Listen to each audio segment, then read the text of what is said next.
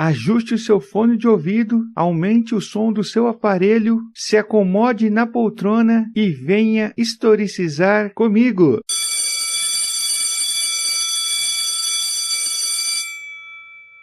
Aula do dia! Tema de hoje: as fontes históricas e o papel do historiador investigador. Como podemos entender o caipira do século XXI? Quem é o sujeito histórico chamado de caipira? Por quais metamorfoses ele passou ao longo do século XX? Como pensar no caipira como sendo um representante do mundo rural? Você conseguiu captar a problemática que eu criei para tentarmos entender a relação e a importância das fontes com os questionamentos de um historiador? É assim que nasce a interpretação da história. Precisamos de um historiador questionador, investigativo, que crie problemáticas para dar um ponto de partida para as fontes que ele vai encontrar mergulhando no passado. Como exemplo, eu peguei 2 fragmentos de músicas cantadas por sertanejos com o intuito de chamar a atenção que eles relembram, eles recuperam, eles revelam a saudade de um caipira. 2 clássicos do mundo rural, Meu Reino Encantado e Luar do Sertão. Um canta a saudade de ter perdido o seu sítio para um grande criador de gado. O outro canta a saudade do luar do sertão, do luar da terra que ele morava. Olha só, são só exemplos, quero deixar bem claro, de que as fontes históricas vão sendo incorporadas à pesquisa de um historiador a partir de 2 comportamentos que o historiador tem. Ele produz um recorte, e esse recorte na história, ele cria uma justificativa para que, baseados em todos os procedimentos científicos, ele possa dialogar com as suas fontes, fazer perguntas às suas fontes, para que ele possa retirar do documento toda a informação necessária para as suas hipóteses, para as perguntas que ele está lançando ao realizar a sua pesquisa histórica. Estudar o caipira do século XX foi a ideia de uma possível pesquisa a ser realizada por um historiador. Na verdade, só foi para ilustrar esse episódio, esse nosso encontro, esse podcast, querendo chamar a atenção do que são fontes históricas, o que são documentos históricos. Apesar de eu estar usando até agora com frequência esses 2 termos, a palavra mais usual hoje encontrada por quem pesquisa a história é a palavra vestígios.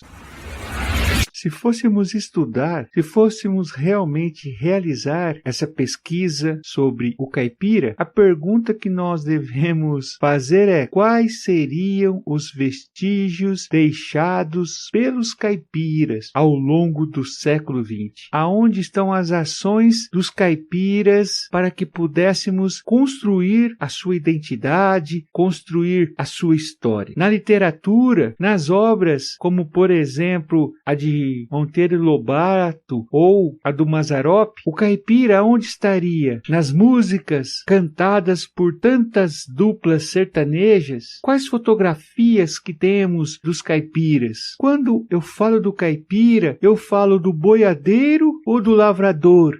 Eu estou falando do caipira do interior do estado de São Paulo, do interior do estado de Goiás, do interior de Minas Gerais? Quais os pratos? Qual a culinária deixado por esses caipiras? Quais são as vestimentas que eles tinham? Quais são os instrumentos de trabalho que eles tinham? Percebam a infinidade de informações que podem ser encontradas a partir da ideia de que documentos são os vestígios. Ou seja, abre-se uma grande possibilidade para conseguirmos mais informações, até que seja possível rastrear o caminho que vai, aí sim, a partir do que realmente o pesquisador quer realizar, quer apresentar, quer construir uma tese e defendê-la.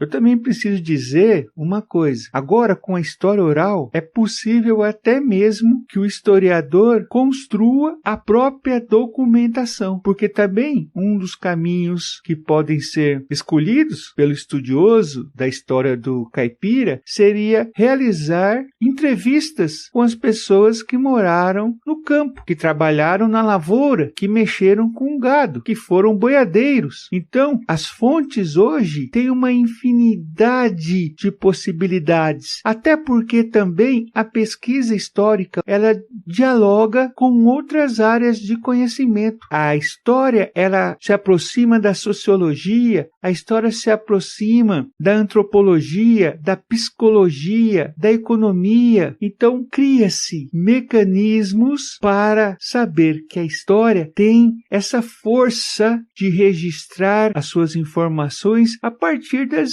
inquietações cotidianas de quem está se debruçando para voltar ao passado e reconstruir a história a partir das perguntas do presente.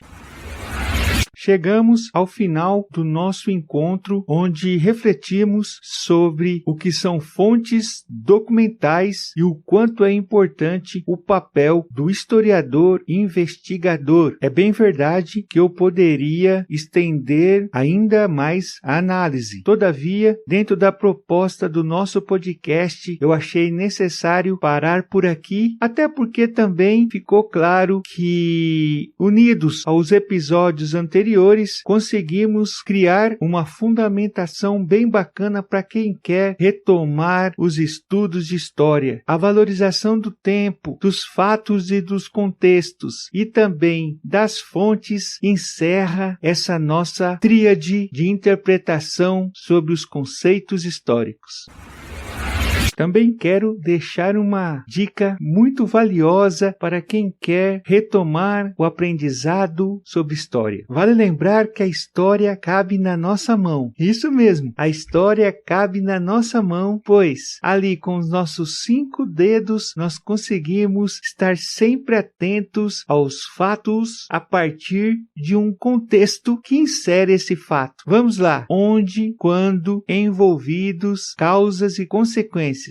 Vou repetir, toda vez que você pensar num fato histórico, pense onde aconteceu, quando ocorreu, quem foram os envolvidos, quais foram as causas e quais foram as consequências desse fato histórico. Valeu, obrigado pela conexão, até os próximos encontros. Até mais, tchau, tchau. Aula do Dia é uma produção Projeto Sementes Dementes.